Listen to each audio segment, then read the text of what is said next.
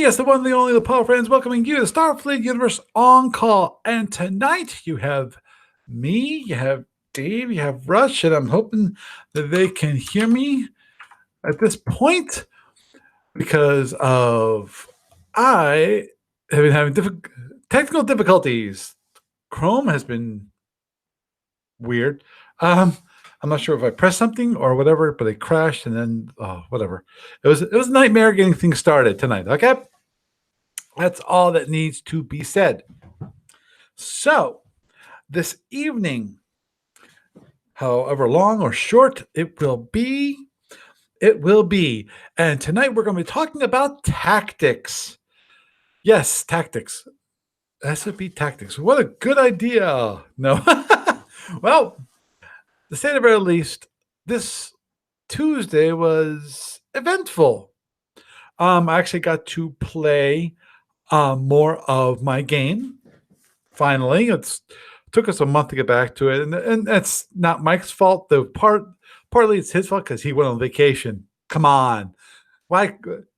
You could have been playing SFU online. You didn't have to go on vacation. Hey, of course, the vacation was from the sounds like he was in Europe, at the very least, England. I'm not sure if he actually made it to like France or Italy or other places in the European continent. But he was in that area because I know he got caught up in the whole Gatwick situation. But anyhow, and part of the other one was after the New Year's, it was me. So we're both to blame when it comes to delaying the game. But I finally got all the way through to turn 8, Impulse 32. So yes, we have completed 8 turns. Oy, what a game. I was fortunate enough that I did not get completely bollocksed. And the thing is, if I was a little bit luckier, this game would have been done. Well, okay. So if my opponent was not as lucky, because he did something which it's a rare thing to do, which is to protect his shield. Have it so that he could turn around and not have to worry about having a down shield facing me. What he did was he did a second hit. Fortunately, he rolled a 3 and he survived. So, to say the very least, that was a very gutsy move.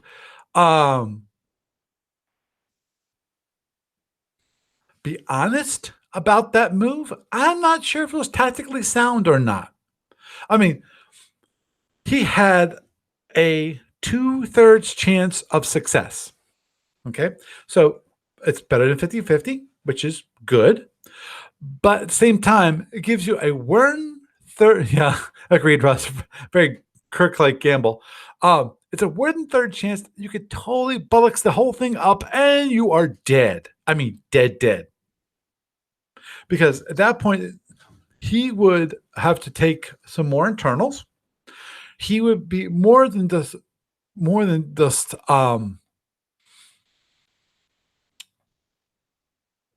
screwed up in that way. So he'd be stuck. Okay, he'd be assuming that he didn't roll for when he rolled for tumbling, he did not tumble. If that means he would be stuck there, he lose some more. He lose. Okay, I think you lose like 10% of your warp power, and you also get 2 more internals. And then after that, then he'd be stuck dead. Now, here's the thing. I had 2 fully armed S torpedoes. So, assuming which position, depending upon which position he actually was facing, he really I could have gotten on a down shield, got 60 points on a down shield. If I got 60 points on a down shield, there's no ship left. As it stands,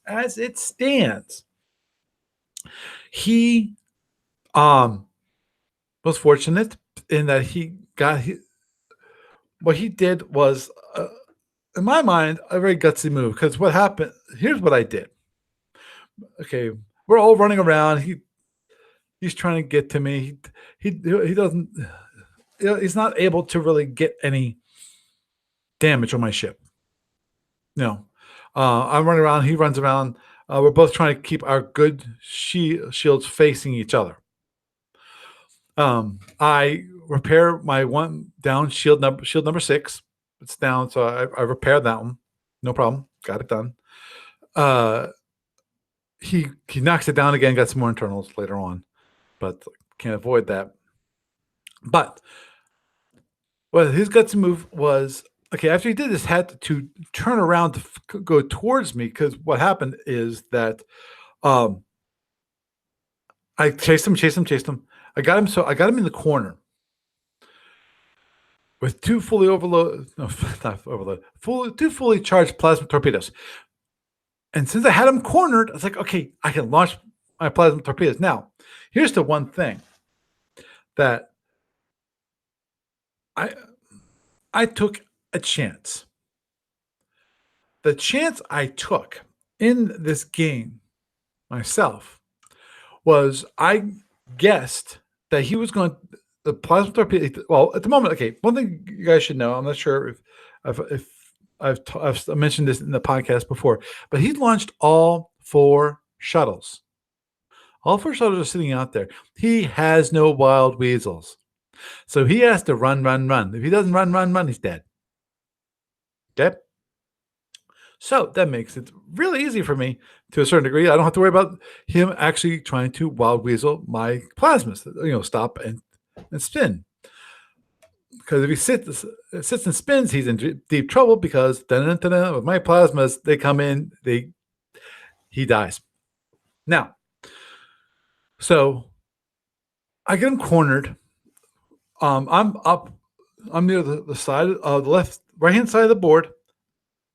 I am behind, so I'm near the middle of the board. So I've been waiting for him to do one of two things. I was either turn away from me, because he was coming around down the bottom.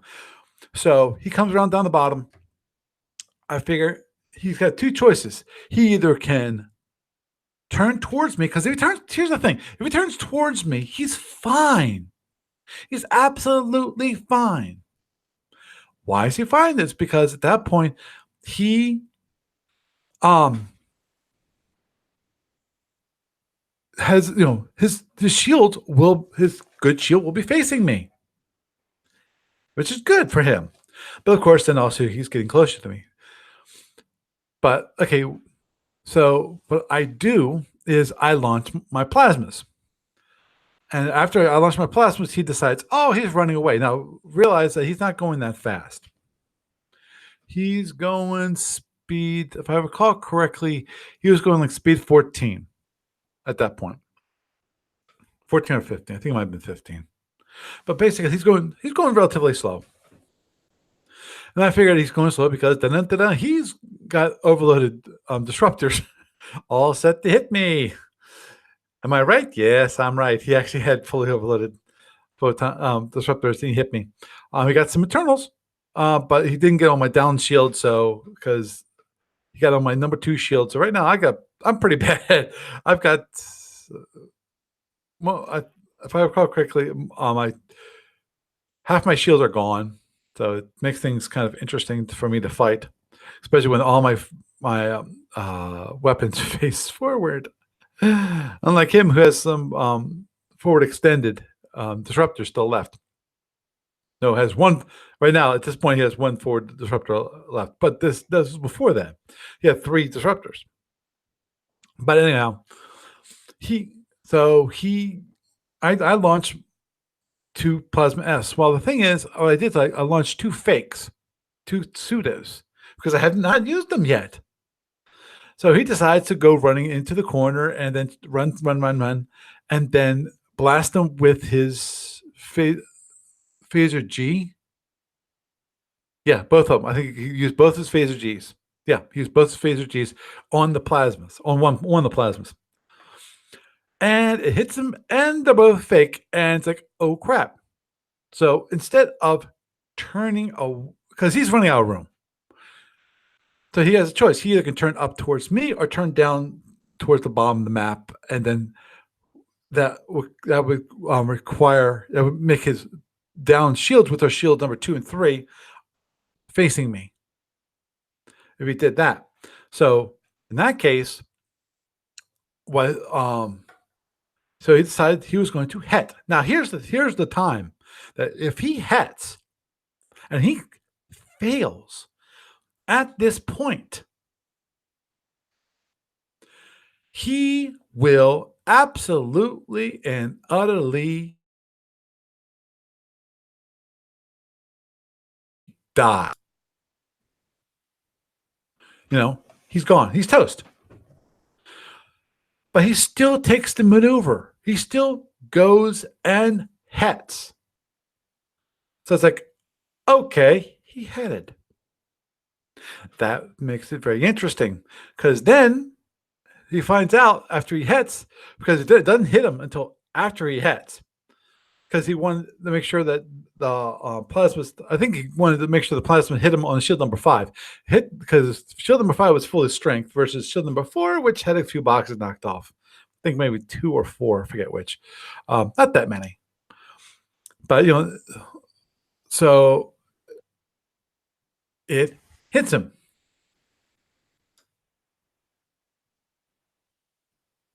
I didn't notice that Barry. Miss Barry. Okay. So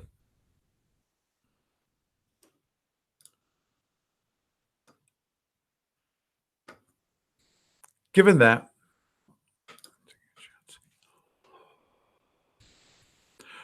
so he does that. So after he does that, then what I'm going. So it hits him. He finds out, oh, they're pseudos. It's like after that, then I decided, okay, I'm gonna launch my real ones. I launch my real ones. They comes towards him, and then he decides to do something kind of interesting in my mind, and I understand it, which is he turns into the wall. Because here's the thing, if it doesn't turn into the wall, what's going to happen is that the plasma torpedoes will be hitting him. They will hit his shield number 1, which is down to I think around 8 boxes, maybe. I think around 8 boxes. I think he repaired it up to 8, and he would be dead.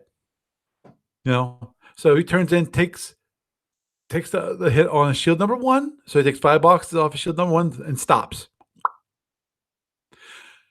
And I get it so that the plasmas hit his shield number 6. Boom, blasted. He takes 60 points of damage and gets like 39 internals. So it's like, yay. And then I come in behind them and I get it just right so that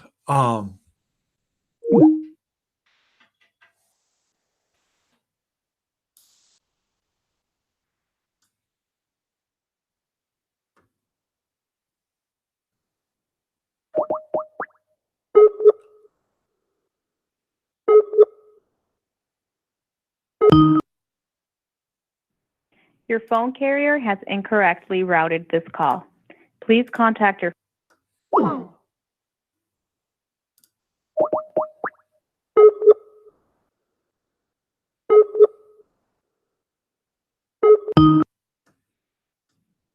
Your phone carrier has incorrectly routed this call. Please contact your phone services customer support or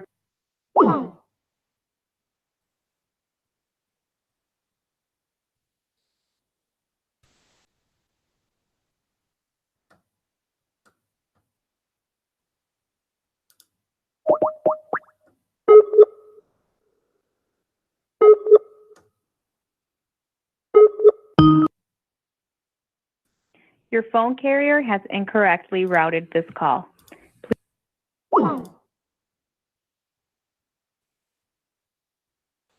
yeah, well, Sound is out again. And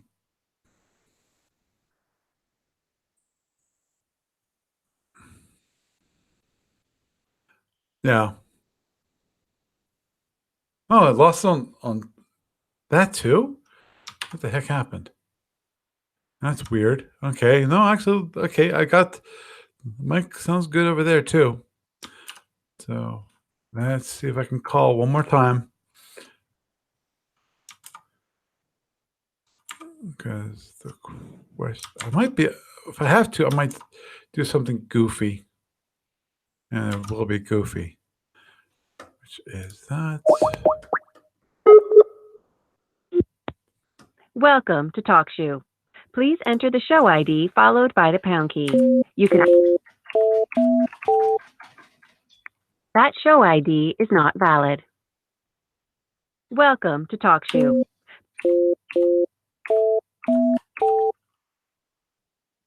Enter your PIN followed by the pound key. If you are not.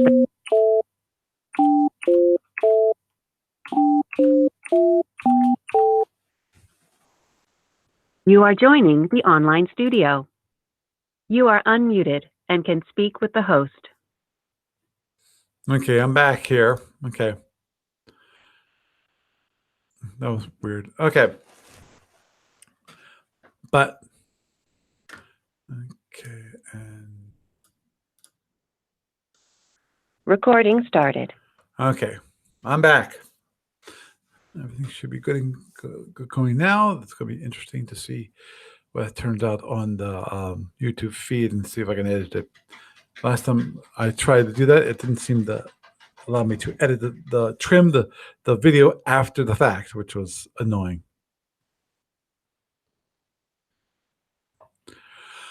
But anyhow, yeah. So he hit into that. Okay, then I was able to, since I was facing direction B. Yeah. Okay. That's weird. Okay, should be okay now. Okay. I'm not sure I can do anything about that, guys. But anyhow, I'm gonna continue on anyway. You can try to refresh TalkShoe because the thing is, I got dropped. The phone call got dropped. I'm not sure why.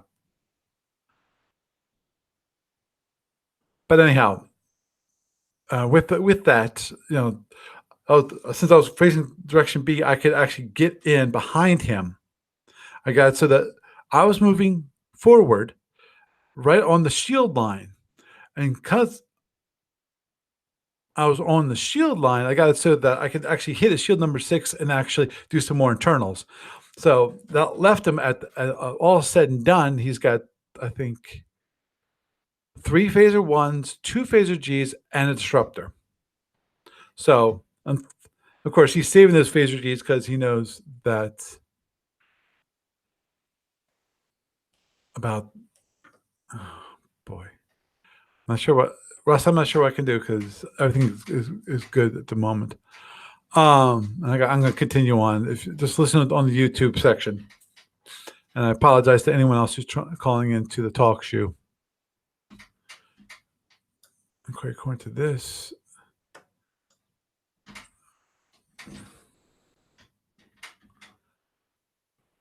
an error occurred. Yeah, we're having all kinds of problems tonight. No. And according to this, it's saying that another guy is no. No, okay, it says I'm unmuted, so weird. Okay. I got. Yes. What do you have to say about? Hey, Paul. Hey. Hey, Barry. Just thought I'd drop by and let everybody know I'm not dead. That's good. That's good to know. Well, Gene could probably keep my death a secret for months and none of you would know. All she'd have to do is say something insulting on the bulletin board every week, and people would go, "Yeah, that's Steve." So it sounds like your surgery went well. They said it did. I'm not a surgeon. I wouldn't know. But after it was all over, he came in and said, "We got everything done." And I'm going, "You mean there was a chance you would have had to do this twice?" He says, "Yeah, but we didn't have to. We got it all done on the first try." And I'm going, "Okay, that's good." And I went in Monday morning. They had surgery from about 10 to about noon. I woke up probably 1:30-ish or something like that. Was groggy. Got me to a room probably at 2. Woke me up again. Leanna was there, and it hurt. It hurt a lot. And I said, "God, nobody told us it was going to hurt like this." And they were all, "Well, if we had, you wouldn't have done it."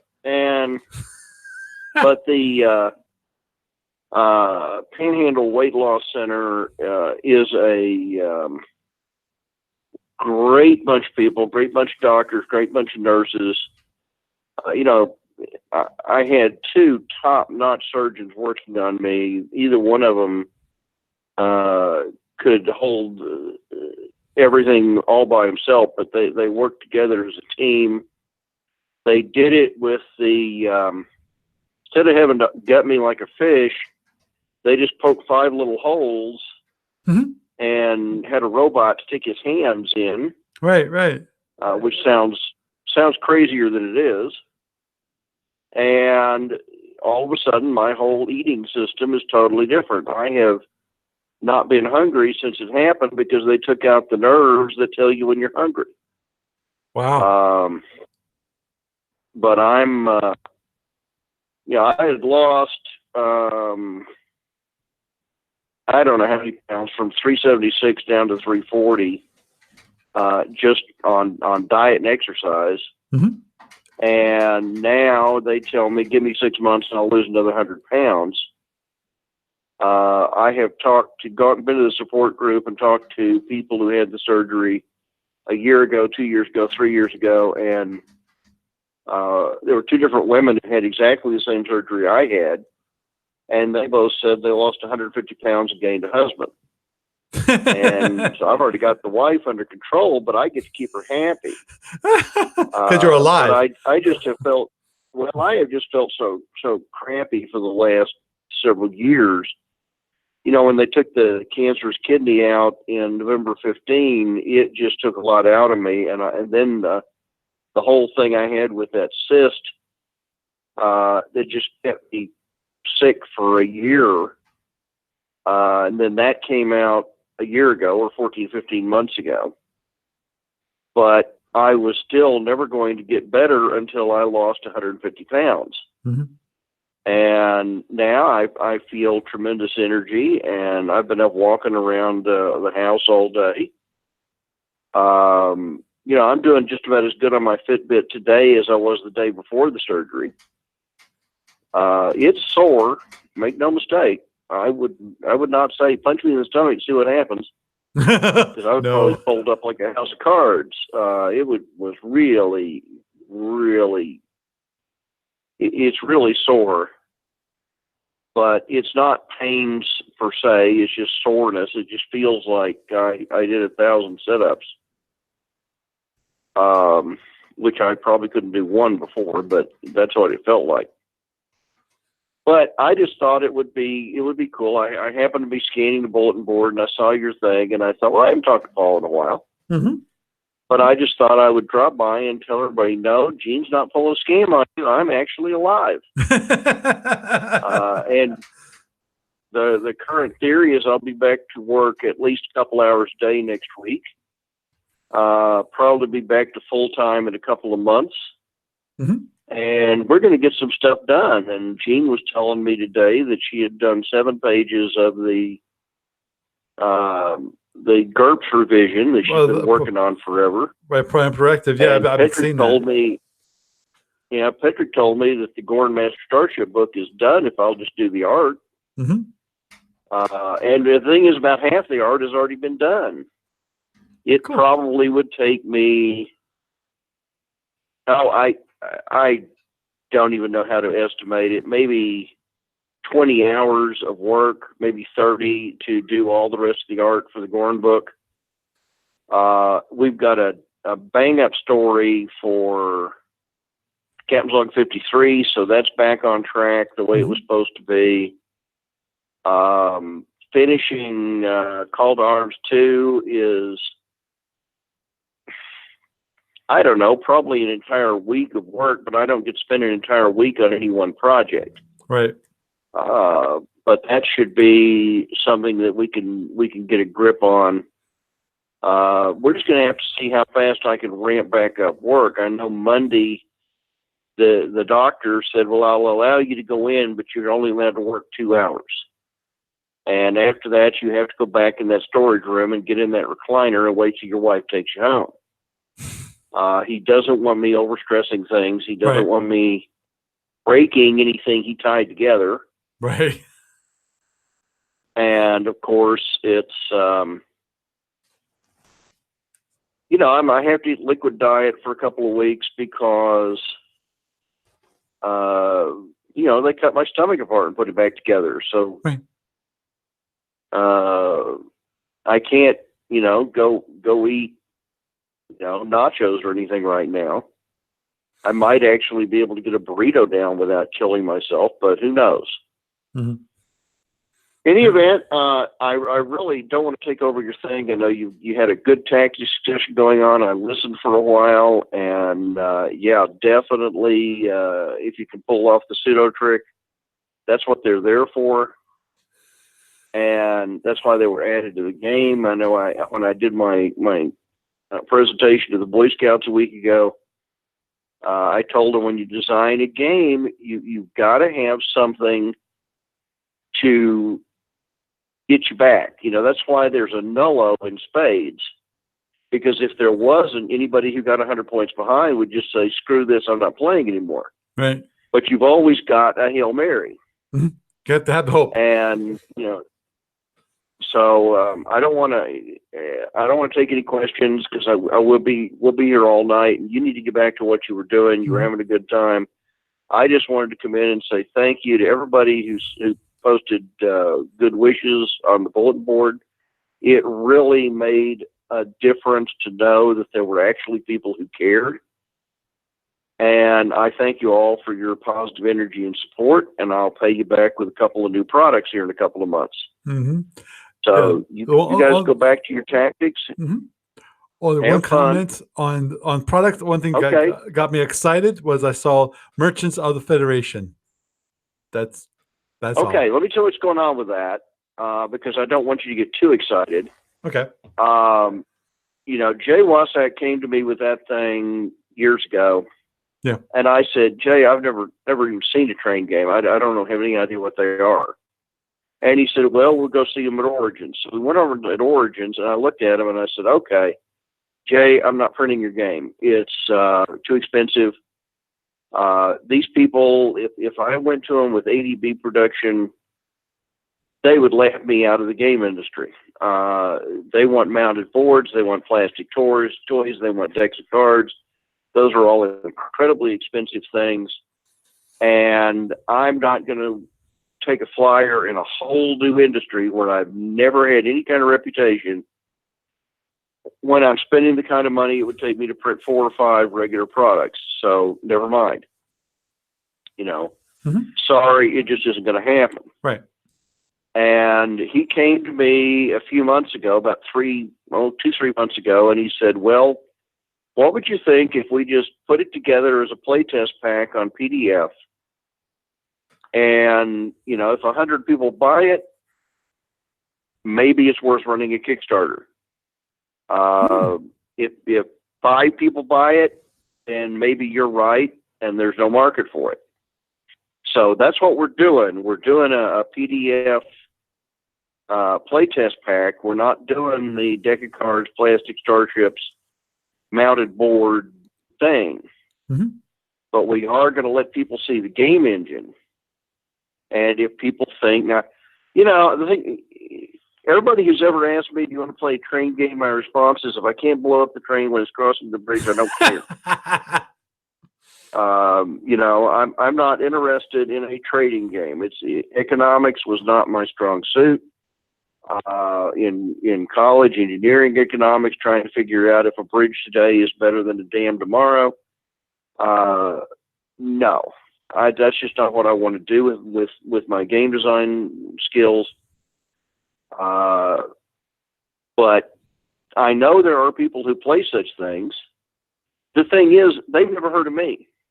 Right. You go into science fiction gaming, you go into war gaming, and you say, anybody know Steve Cole? All the hands are going to go up because most of them are my ex-customers.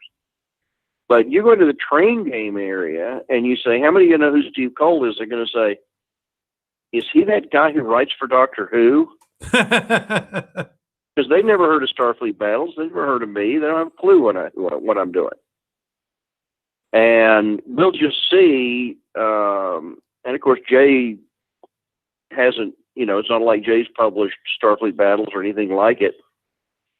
But we're going to find out. We're going to stick it on the board, and we'll look at it 6 months or a year down the road. And if he's sold a whole bunch of copies, then maybe we got something. Mm-hmm.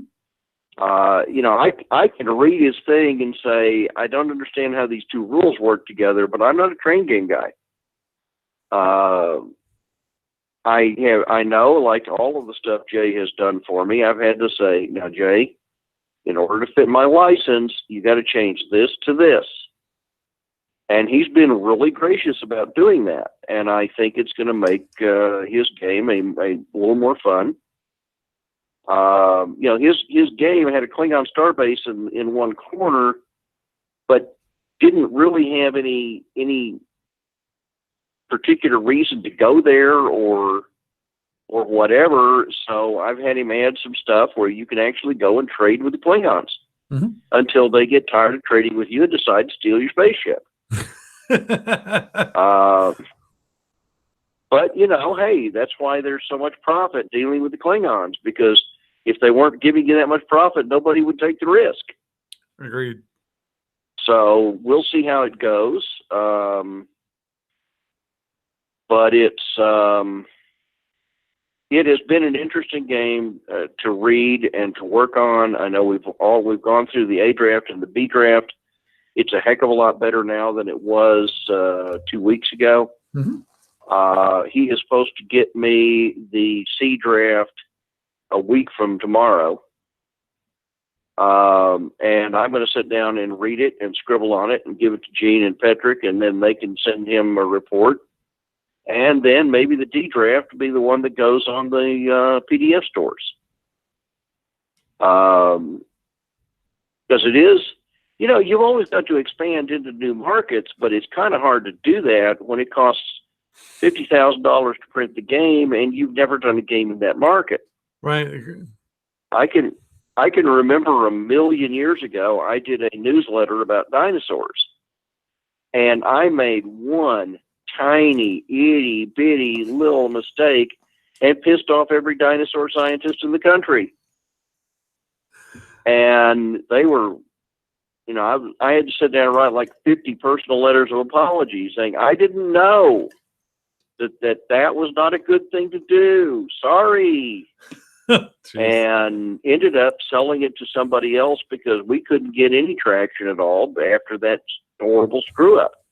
And I don't know, when we first did GURPS, it had rules numbers in it like Starfleet Battles. And Steve Jackson called me up and said, have you never actually seen a role-playing game? I said, well, no. And he said, role players don't like rule numbers. Chapters, fine, but anything below that, no rule numbers. And I go, how do you organize the game? And he said, well, they figured out, but they hate rule numbers. So we had to go through and take all the rule numbers out and all the references to rule numbers and put references to page numbers. But when you're getting into a whole new thing, like when we first got into Facebook, Gene wouldn't let me post on Facebook for like 3 years because I didn't understand the culture. And she was so terrified that I was going to go in there and piss off the entire Facebook nation, 2.7 billion people, by just saying one wacky Steve Coleism. So I don't know how train games work, but I think Gene's got this one cleaned up to where nothing I did to Jay's game is going to piss off the train game people. But I also can't have Jay pissing off Paramount. Oh, agreed. But we'll make sure it's there. And Paul, if you will, when you see it go up, you send Gene an email and tell her that I promised you a coupon for a free copy. Okay. And you have done such a great job for me. That's the least I can do for you. Mm-hmm. And I am going to hang up in about 3 seconds and let you get back to your job. Okay, great. Sorry to interrupt. I just wanted people to know. No problem. I'm glad to hear that you're doing well. Okay, y'all have fun. Maybe we'll do this for on schedule sometime soon. Yeah, that'd be great. Talk to y'all later. Okay. Bye. Bye-bye.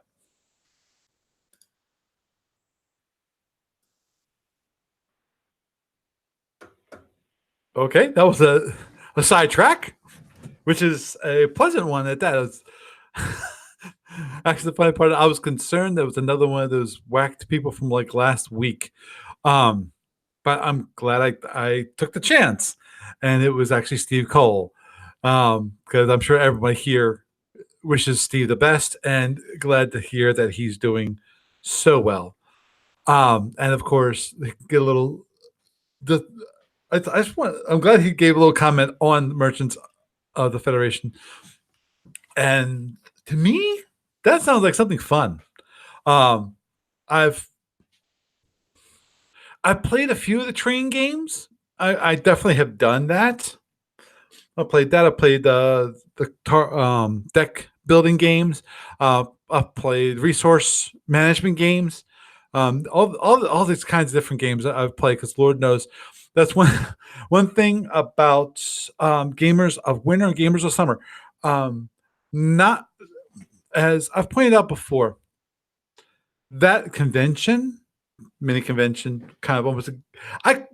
It's almost, if you really look at it, I mean, objectively, it's more of a gaming group that meets twice a year.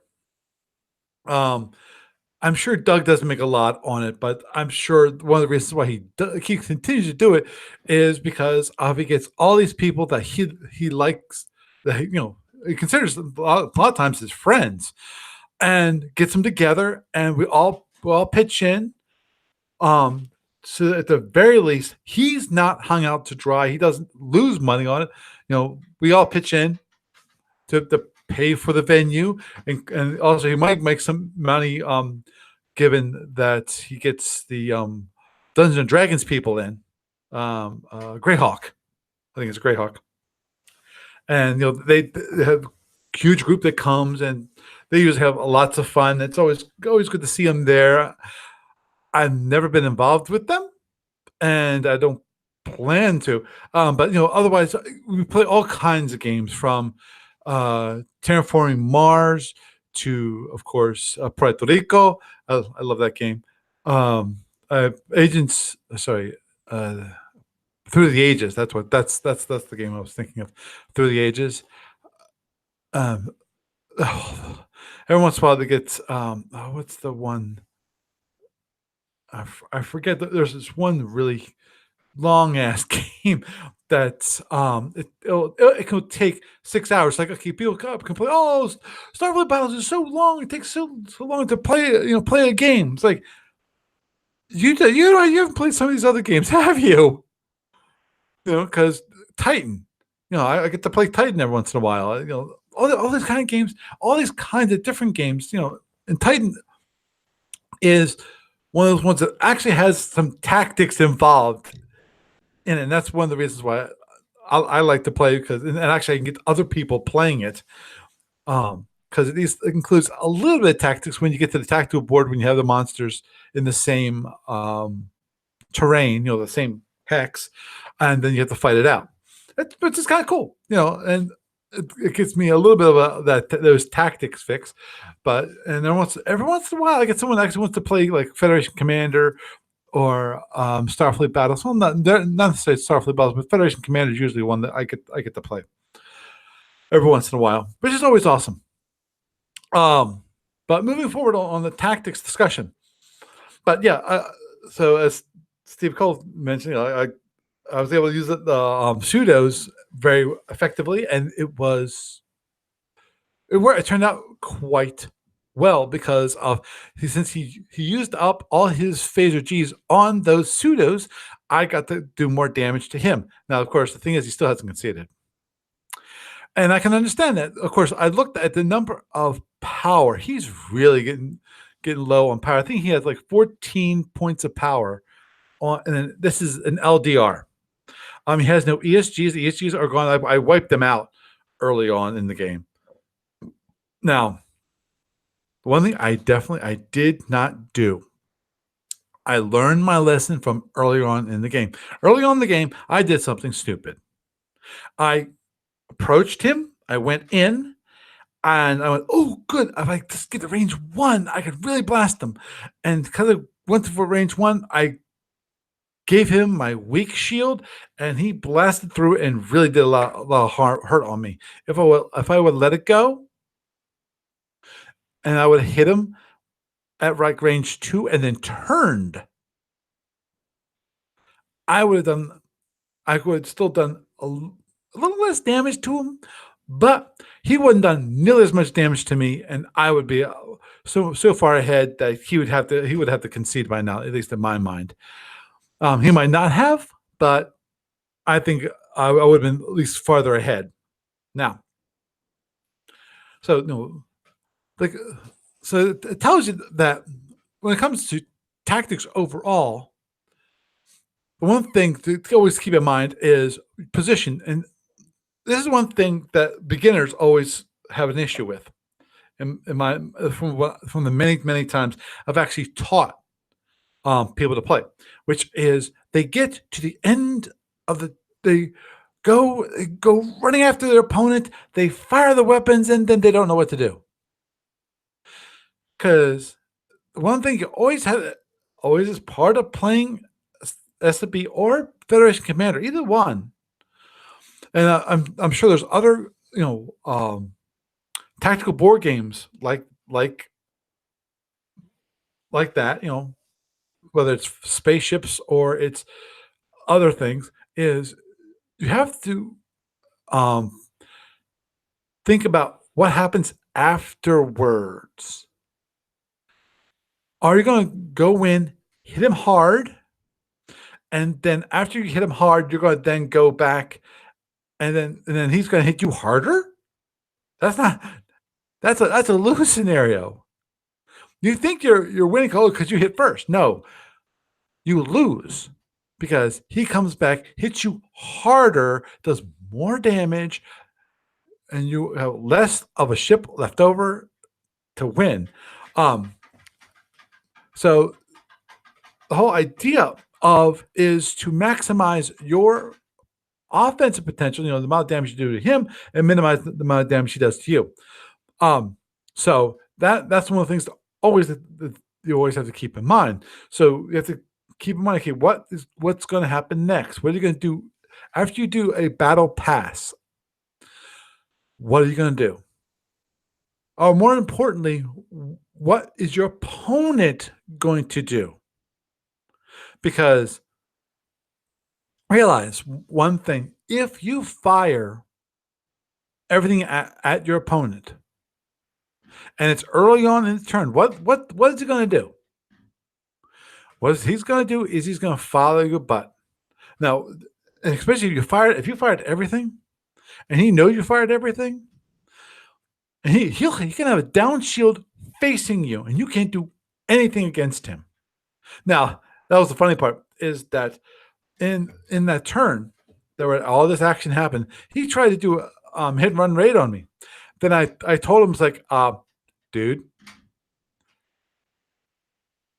question: are you dropping your shield number 5? And he said, no. Well, then you can't do hit and run raid because you're trying to do a hit and run raid against me on a shield. My down shield is facing you.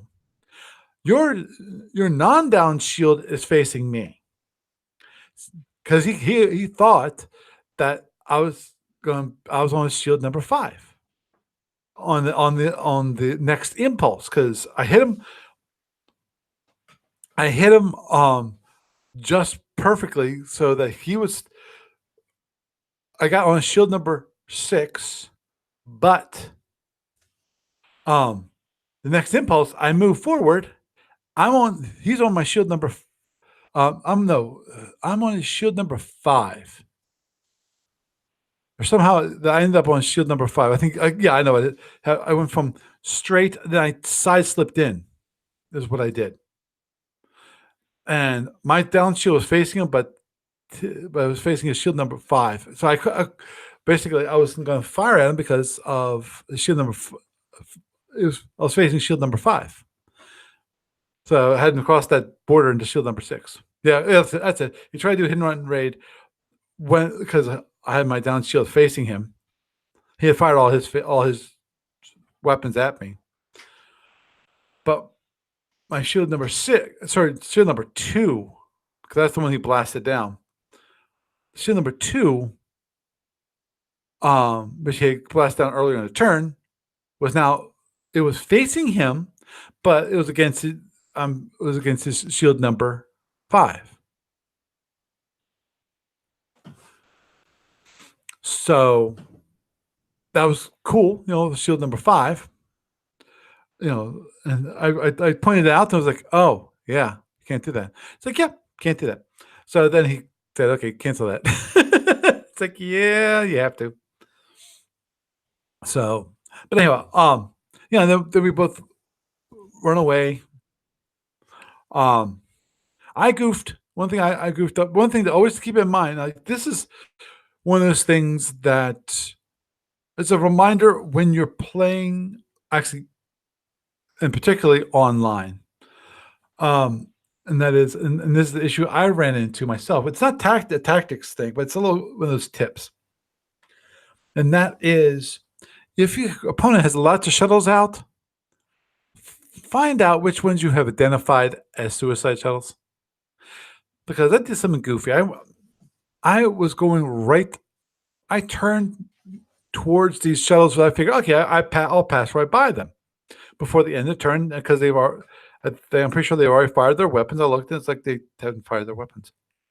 But more importantly, I checked to see, okay, before I actually ran over these things, I went, you know what I really should check? I should check to see if these have been identified. So right before after I turned and made my move, I then went and looked to see, okay, what kind of these? And then they said, oh, they're a suicide shuttle. And I went, oh crap, because I was about to overrun them. Fortunately, I had phasers so I could blast them down, but that's phasers I didn't want to waste. If I would have waited and gone closer to the other shuttle, there's another 2 shuttles, and gone near them who had already fired, I could have gone around the suicide shuttles and not wasted my fire on them. So, which is, power at this point is at a premium because the thing is he's running around at least he was running around at a pretty good clip.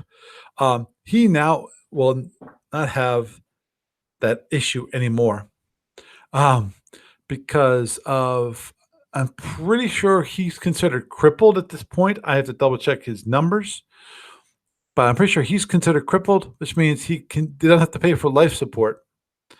He still has to pay for shields, but he doesn't have to pay for life support.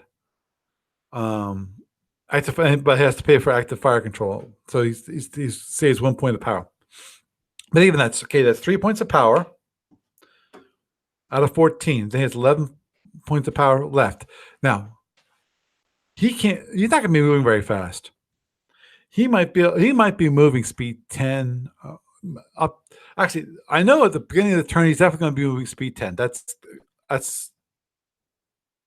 no, definitive, because we already moved on to from the big turn onto the turn afterwards. Turn afterwards, what I did, he did a 0 speed, and then what happened is that uh, he because he was facing the wall, so he had to face away from it. I thought he was going to face face towards me and then fire, which he didn't. He waited for me. He basically he guessed my brick was going to be the shield number 3 because I was going to fire. It was going to fire as soon as possible, and so he waited until my shield number 4 was facing, and then he fired, and then he overall he missed. Which is for him it was kind of sucky, but it happens. And then, but the only thing I regret about that turn where I had him nailed by the plasmas is that I had 2 suicide shuttles. I should have launched one on impulse 30, the other one on impulse 32, because I only had 1 shuttle bay. And so the shuttles weren't nearly as well. It didn't change. Actually, it did change the closest because of the position of the ship was a little farther away. So I launched on impulse 31 and impulse 1 of the next turn. So if I would have done the opposite way, it would have been a little bit. But it's not that they would have been a little bit closer, but also would have saved me 1 point of power because I didn't have to keep holding that suicide shuttle. But anyhow, so we're at the end of impulse 8. We're both pretty low on weapons. We got enough weapons to still kill each other.